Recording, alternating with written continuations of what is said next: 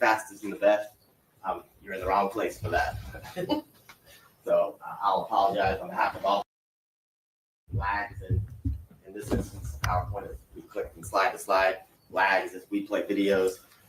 So we just ask you to remain patient. I know a lot of you guys either in IT or have spouses, family members, and friends who are in IT, so you're used to the fastest and the best. You're in the wrong place for that. So I'll apologize on behalf of all the parties in advance. 8 bullet holes.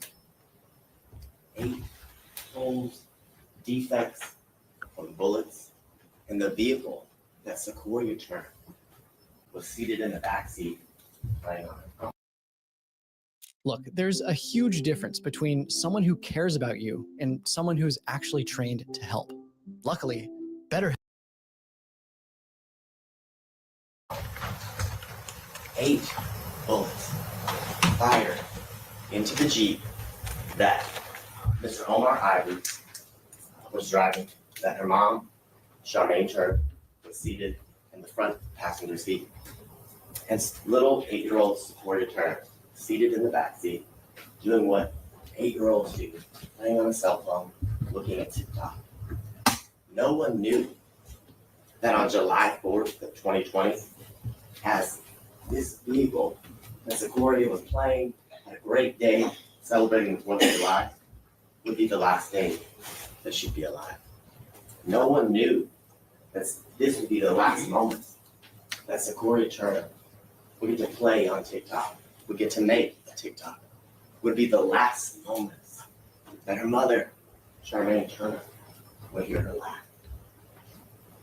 When they woke up that morning, they had no idea that these would be the last moments that she'd ever spend with her 8-year-old. And why?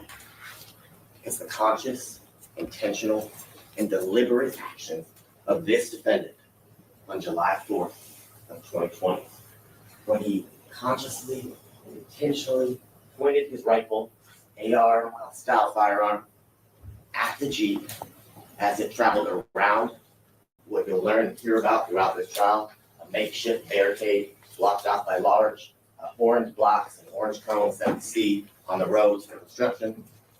When the Jeep that Secoriea Turner did not submit to the authority of this defendant and his gang members, he intentionally pointed and pulled the trigger of this AR-15 style rifle, fired it into the vehicle that Secoriea was just trying to get home. Get home to continue to celebrate the 4th of July, that fellowship with her family like we all do on the 4th of July, celebrating America and fireworks and fun. But that all ended because of the acts of this defendant. One bullet that traveled through the back of this Jeep, traveled through the trunk, traveled through the seat, and traveled through the back of 8-year-old Secoriea Turner, killing her on July 4th, 2020. Having 8 short years of life with her family, with her friends, her hopes and dreams of being a student at Spelman ended in those few moments.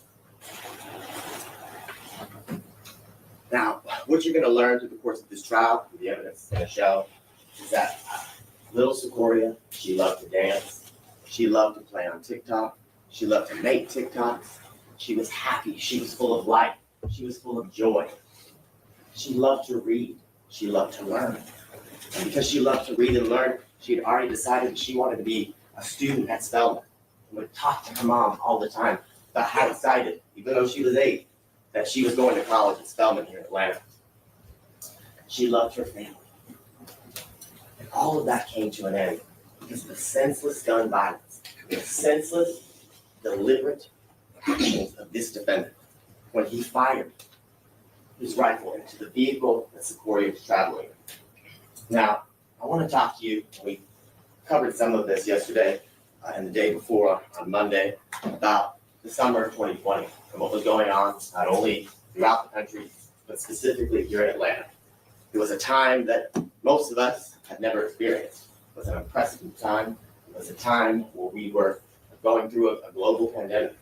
We were experiencing surges during the summer of COVID-19. In conjunction with that, we were experiencing civil unrest because of protests that were supporting, rightfully so, racial injustice, trying to fight for change. But during the summer of 2020, as we moved into July 4th, at 1238 Pryor Road, near the Wendy's, Rayshard Brooks was shot and killed. And as a result of him being killed, that Wendy's the next day, on June 13th, was burned out.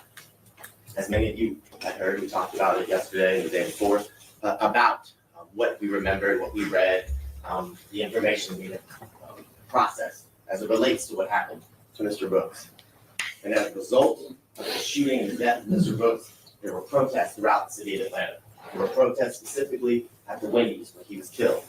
And as we all are aware, that Wendy's was burned out. And that Wendy's, that area of 1238 Pryor Road, the intersection of University and Pryor, became a hub or a place where protests would happen often, where people would come to gather and support each other. But that changed as time moved on, as time continued. It became more focused on things of violence, things that led to the death of little Secoriea Turner.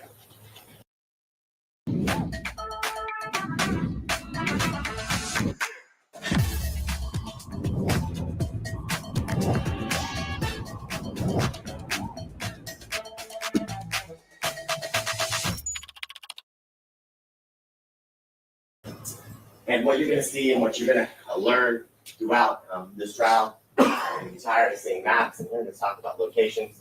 This is the general location we asked you about yesterday. We talked about how you're familiar with it, how often you've driven by it, and things of that nature. This is the package store, which will be central to the facts and the evidence, as well as the BP, the area where the Wendy's was, and further down where you can see that there are warehouses on University Avenue. Now, as we move through the trial and as the evidence and the testimony unfolds, you're going to hear about, on July 4th, the conditions and the description of what 1238 Pryor Road intersection with University looked like, what the conditions were, the people who were out there.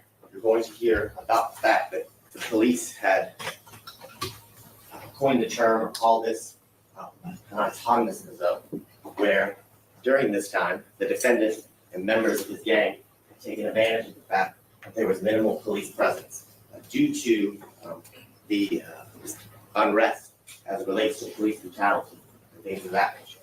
And what you're going to learn, what we talked about, is that they set up a barricade, a checkpoint, an armed checkpoint in this community and your community, making it to where they controlled everything. They controlled the authority of who could come and go and pass based on the blockades and the barricades they had set up. They were armed with firearms to control and to assert their authority. And what you'll see, and as you will find out, when you don't submit to that authority, there's consequences. And Secoriea Turner paid those consequences because Omar Ivory, a member of this community, had the audacity, in their eyes, to not submit to their authority, to not allow them to control his egress and ingress. He went around the barricades, and as a result, they shot into his car. You're going to see video surveillance. You're going to see a lot of photographs. These are examples of what the barricades look like. The large orange blocks, the construction cones that we see, unfortunately, all around the courthouses. We all travel the next couple of days here and back. Now, you're going to hear from a lot of witnesses who are going to be able to describe the conditions of July 4th, 2020. Members of this community, employees and people who work in the area. You're going to hear from Gerald Kenmore, who is a individual, male who's been. Okay, y'all. So if you tuned in, thank you so much for watching.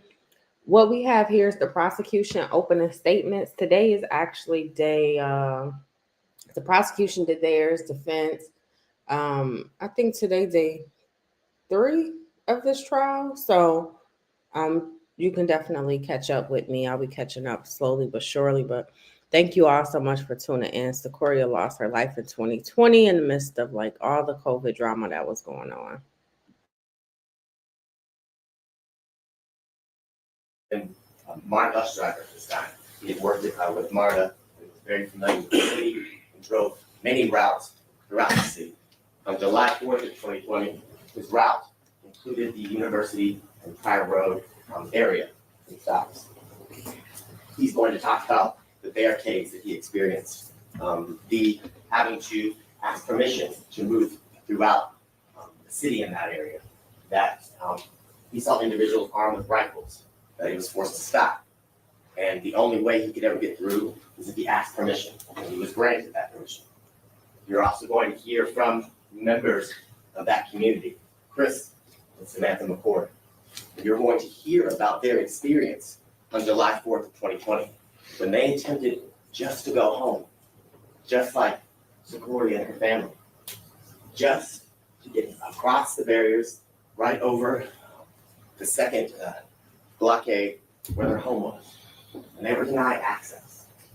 Chris and Samantha McCord are going to talk about the fear that they felt, the anger that they felt, that they couldn't go to their home and their community that they had invested in, that they loved, that these people were preventing them from enjoying what they helped build and create.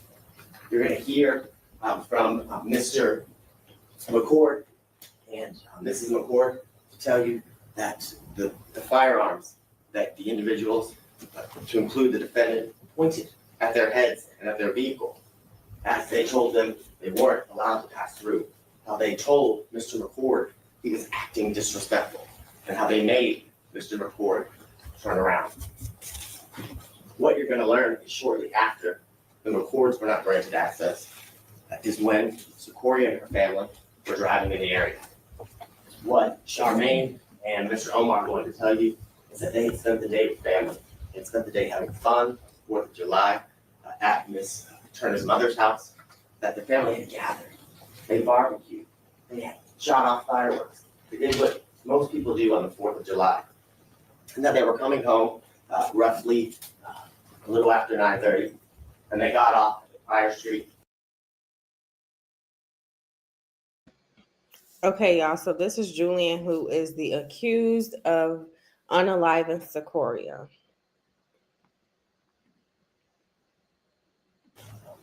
Pryor Road and University Avenue, exit off I-75.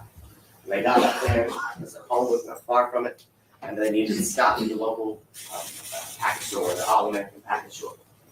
And as they drove up to the intersection, Mr. Ivory will tell you that in looking at it, he believed it was closed. He saw that some of the windows were dark and boarded up. And so he didn't stop there, is what Ms. Turner and Mr. Ivory will tell you. And what they'll tell you is they were going to go home. And their house was on the other side of the barricades, and they hadn't encountered the barricades before. They saw them, and Mr. Ivory will tell you that as he approached the area where the barricades were, he went around, he didn't stop, he went around the first barricade, and as soon as he did that, there was gunfire at his vehicle. We're on a mission to give 2 million people all around the world clean water. This village in Malawi now has clean water, impacting over 1,000 people. This is the first of many projects we're going to be doing in the largest crater collab in history. Over 30. They'll tell you the fear that they felt. They will tell you the moments in which the gunfire is entering their vehicle, going past their heads and their bodies, and how they survived by the grace of God. And what they'll both tell you, and what Charmaine will tell you, is in the moments as the gunfire is occurring, she hears her daughter cry out, "Mama, Mama, I've been shot." She hears her 8-year-old little girl sitting in the back seat on their way home scream her name for the very last time. Because of the deliberate actions of this defendant, because someone had the audacity not to stop at this unlawful barricade, at this unlawful checkpoint. What both Ms. Turner and Mr. Ivory will tell you is they made it past the second barricade. They pulled over shortly down the road to attend to Secoriea. Ms. Turner will tell you that she dove into the back seat. She will tell you that she did everything in her power to keep her daughter alive, to try to stop the bleeding, to do whatever she could do to provide any medical assistance to keep the little 8-year-old with her. What both Mr. Ivory and Ms. Turner will tell you is they attempted to call 911.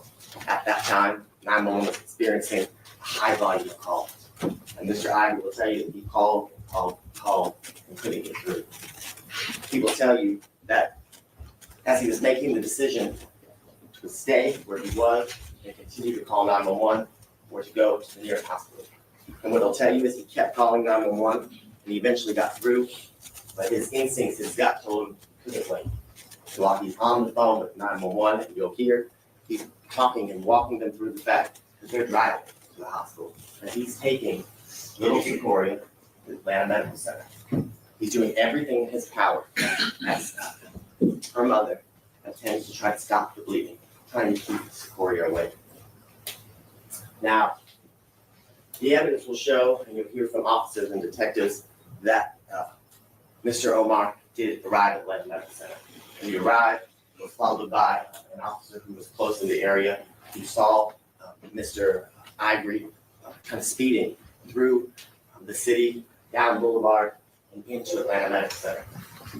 And you'll see and hear from this officer, you'll see his body cam of the urgency in which they arrived, and you'll see the moment that Secoriea is taken from the back seat. She's rushed into the emergency room, and what the evidence will show, the testimony will be, is that they tried everything medically possible to save this little girl. They tried everything. But nothing they did could stop, could fix what this defendant did to this little girl. You will hear Charmaine and Mr. Ivory on the moments when they find out that Secoriea didn't make it. That she was never going home. That they were going to be leaving the Atlanta Medical Center without their 8-year-old little girl.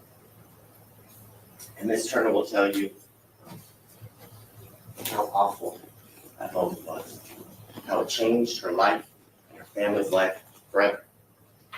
How nothing has ever been the same since Secoriea's death.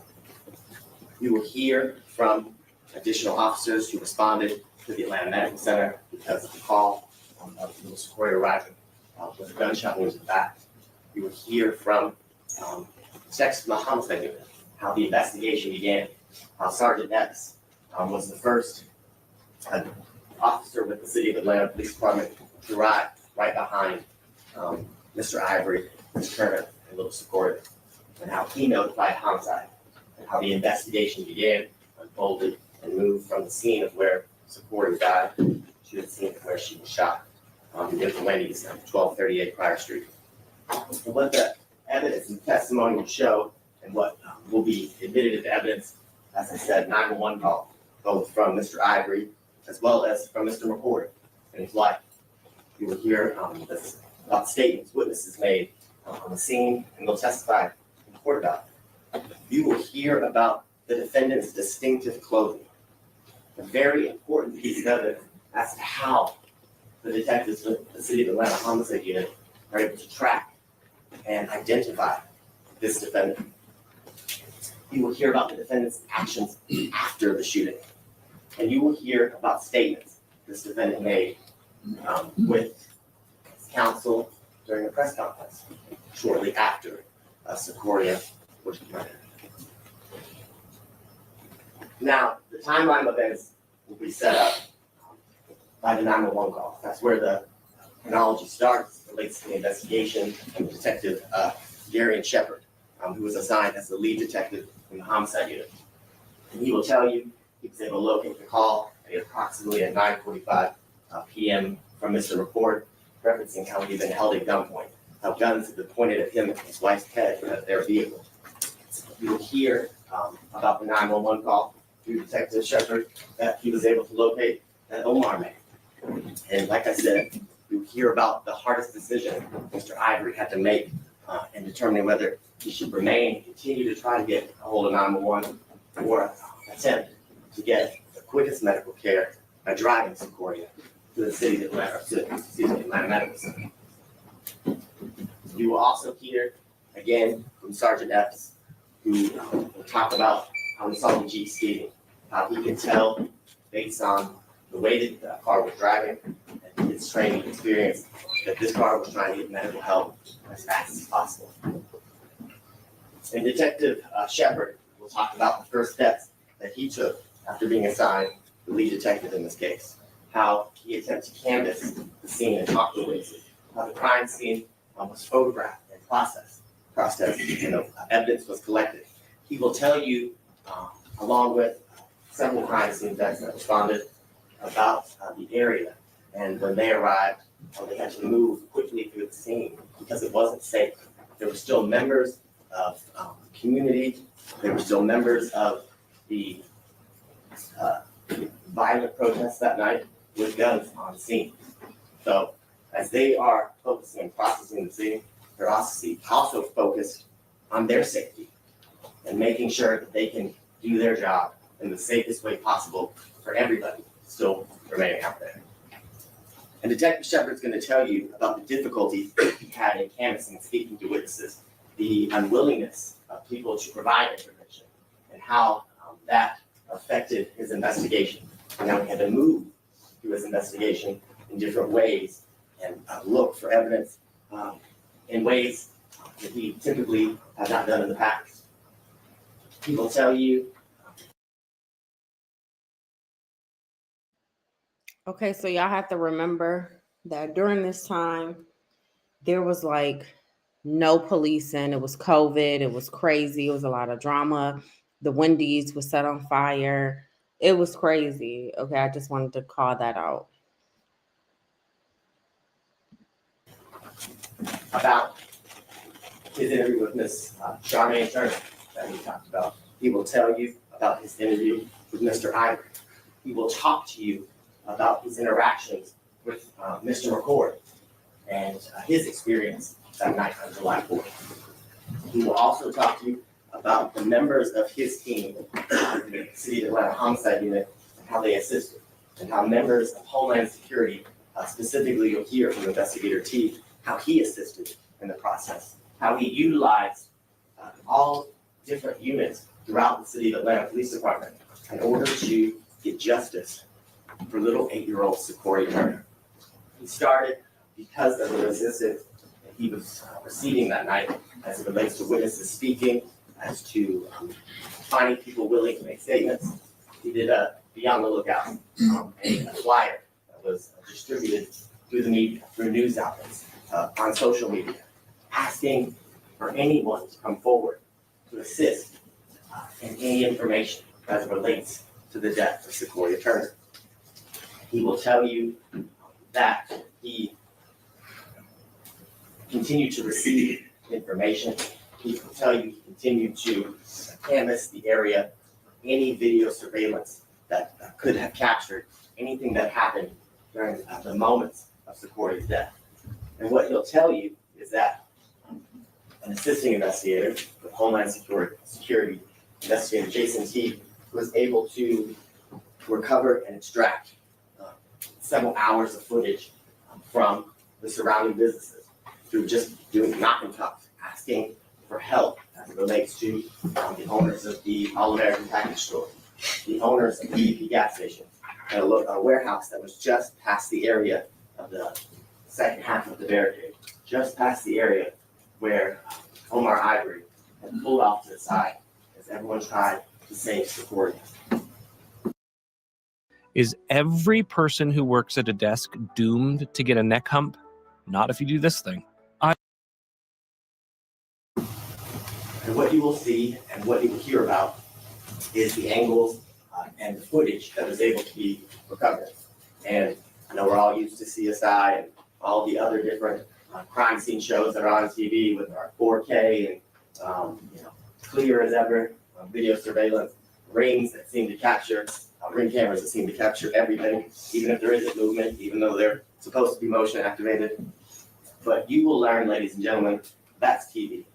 That the camera footage that we were able to locate as it relates to the moments before, during, and after Secoria's death is not 4K. It doesn't capture every angle on the scene.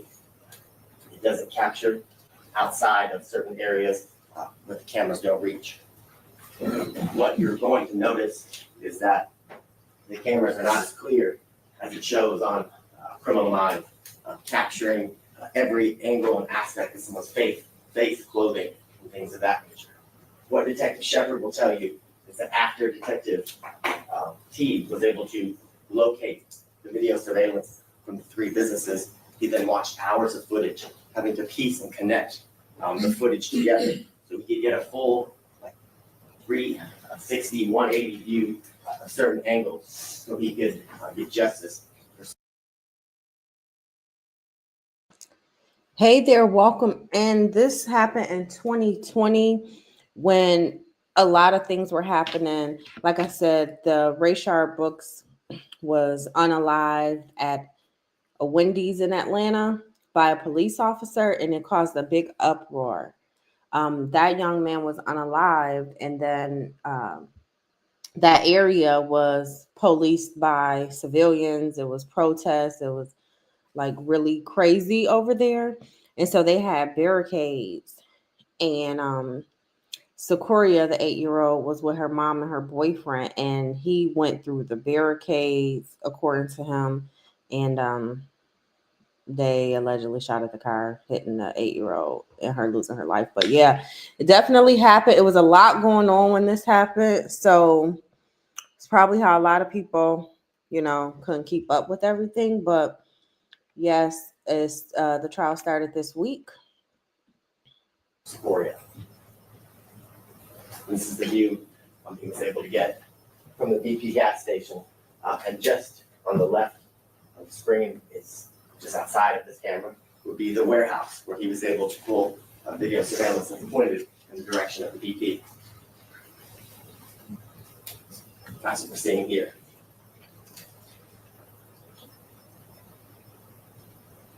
So what Detective Shepard will talk to you about in his review and hours of review footage is he was able to locate the time in which the McCords pulled into the liquor store parking lot after they had experienced being held at gunpoint, after they had been told they couldn't come through, after they were made to turn around. And you'll see on the video surveillance the McCords get out, confused, scared, wondering what happened, why they weren't able to move through.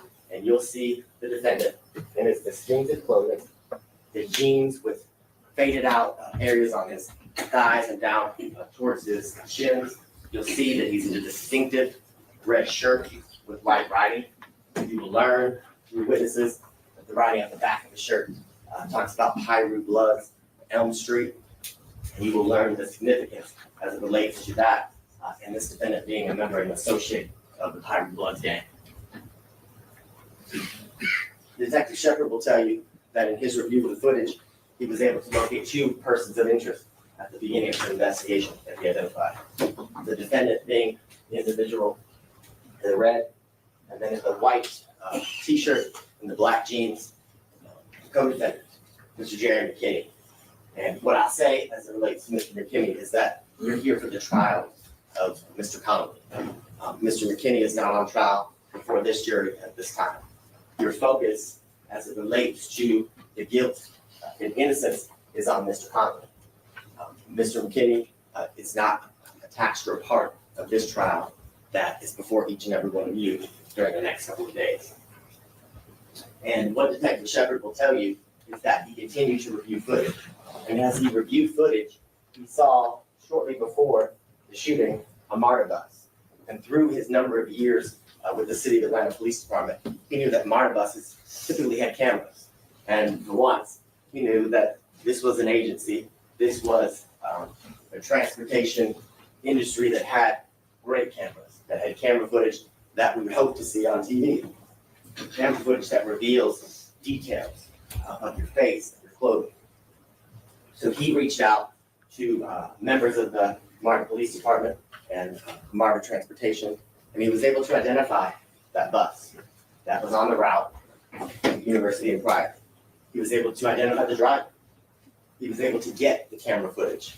And from his review and receiving of the camera footage, he was able to get the photographs of Mr. McKinney. He was able to use the video footage to take screenshots of the details of Mr. McKinney, of Mr. Conley, his red shirt, his rifle, his black bag that he had over his body. He then put that in a bolo, or Crime Stoppers tips flyer, in which he again released throughout the city, through the media, through canvassing, going from person to person, house to house, asking if they recognized the person in the flyer. And as he did that, he did the same as it relates to Mr. McKinney, as he was able to get clear footage or clear pictures to distribute as it relates to him as a person of interest for the murder of Secoriea. Okay, y'all. So his co-defendant, McKinney, he took a plea deal for 20 years already. So it's just the one guy on trial. Rayshard. I was treated for my moderate to severe frown lines, crow's feet, and forehead lines. I'm the What you will learn and what you will hear and see is that as a result of these flyers, as a result of the media blast of the bolo related to this defendant, Julian Conley, he came forward on July 13th of 2020. When I say he came forward in a press conference that he had arranged with his counsel at the time in front of several news outlets, one being in front of Tom Jones with WSB-TV, and other media outlets, Fox 5 with Angelique Proctor, where they all met in a central location, a central area, and he made statements while on or during the press conference that his counsel made statements on his behalf as it relates to his picture being distributed as a person of interest. He admitted that the person in the red shirt with the white writing, with the AR-style rifle hanging from his body, and that black bag was him. That picture was of him. That he was on the scene at the time Secoriea Turner was killed.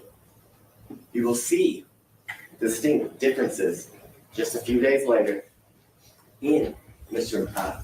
Conley's appearance. You'll see that he's changed his appearance. He's cut his hair. It's nothing like the photos that you see that you saw previously, where he had a longer hair in twists that were coming down.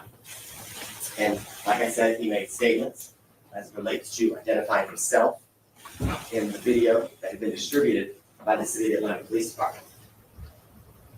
And what Detective Shepard will tell you, again, the distinct difference in his appearance on July 4th and July 13th during the press conference.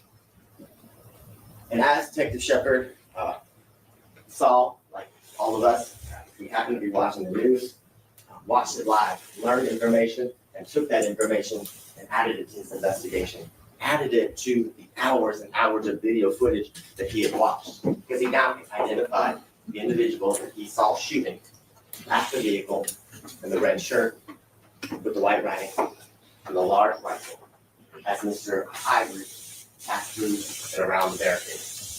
And what Detective Shepard will tell you is that a day and a half later, when the conference the defendant held, he took out arrest warrants. And what Detective Shepard will tell you is that a common practice is once arrest warrants are taken out, they're turned over to the Fugitive Task Force team for assistance in locating and apprehending a suspect in which warrants have been sworn out for. And what Detective Shepard will also tell you is that as that was done, as the Fugitive Task Force began to do their part of the investigation in locating the defendant, the defendant's attorney, Jackie Patterson, who now goes by the fly lawyer Patterson, as you will hear. During that time, he reached out and arranged for Julian Conley to turn himself in. And then on July 15th, 2020, the defendant was taken into custody and placed under arrest. Now, you are also going to hear from experts that will be utilized during the state case in chief. You'll hear from the chief medical examiner, Dr. Karen Sullivan, and she will talk to you about the autopsy that she did on 8-year-old Secoriea Turner. She'll talk about the cause of death, which was the gunshot wound that she received in her back. She'll talk about the manner of death, how she classified it as a homicide. She will describe to you, and you will hear about a rifle projectile that was removed from Secoria's little body.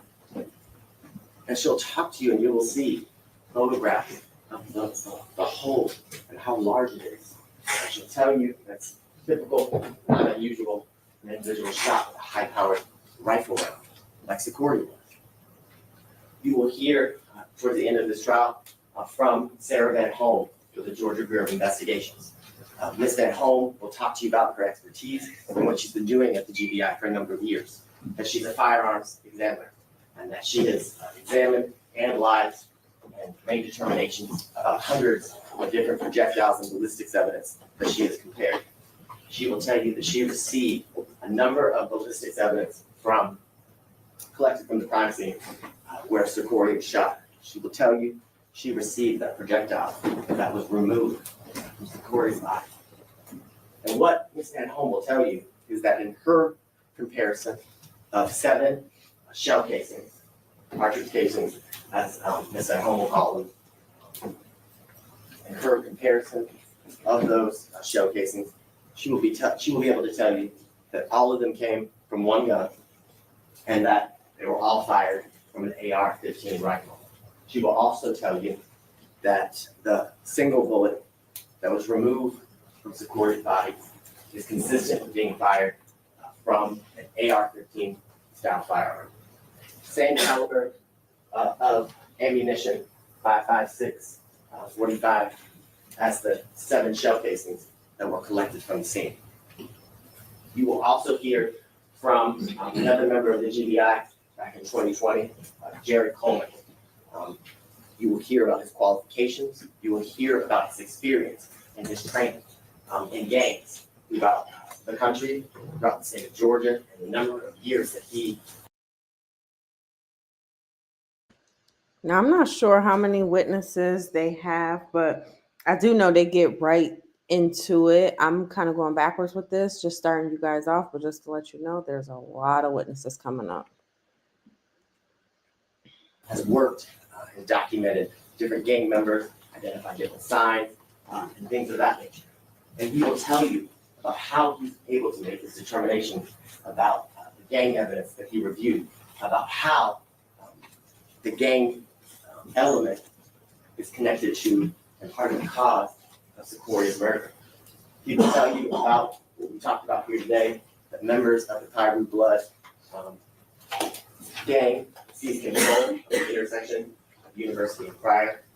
He will tell you that that seizure of that intersection was to admit a dominance, gain a position of dominance of that territory, of that area where Mr. Brooks was killed. And this connection that led to Pyru Blood, and how that this seizure was done via the armed checkpoint. And he will talk about the importance of a refusal to submit, a refusal to recognize the authority of these gang members, and how that refusal is met with violence, and here specifically gun violence. I cannot believe it's already been over 3 years with my BetterHelp therapist. After 3 years of therapy, this is what I figured.